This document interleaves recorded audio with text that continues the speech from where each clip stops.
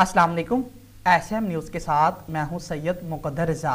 SM news studio में खुशामदीद। खबरों के सिलसिले को मज़ीद आगे बढ़ाते हुए खबर शामिल करते हैं सादकाबाद से। सादकाबाद में निजी तलीमी इदारे में इखलाक की धज्जियां बिखेर दी गई। जब तलीमी इदारे में ऐसी सरगर्मियां होंगी तो आने वाली जो नस्लें क्या सबक सीखेंगी। कॉलेज में गैर अखलाकी सरगर्मियों के वीडियो वायरल होने का मामला, डिप्टी कमिश्नर नुमान यूसुफ का नोटिस। इसी पर मजीद बात करते हैं अपने रिपोर्टर अरूज फातिमा से। जी अरूज, बताइएगा क्या तफसीलात हैं आपके पास?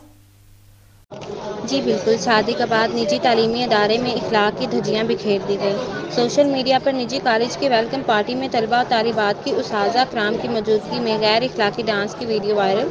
डिप्टी कमिश्नर नुमान यूसुफ ने असिस्टेंट कमिश्नर सादिकाबाद की सरबराही में 3 रुकनी कमेटी तश्कील दे दी।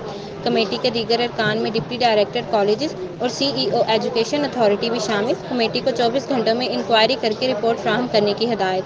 कमेटी की जानिब से मौसूल रिपोर्ट की रोशनी में जिम्मेदारान के खिलाफ कार्रवाई अमल में लाई जाए। बहुत शुक्रिया अरूज फातिमा तफसीलात से आगाह करने के लिए। अब तक के लिए इतना ही। मजीद खबरों के लिए देखते रहिए एसएम न्यूज़।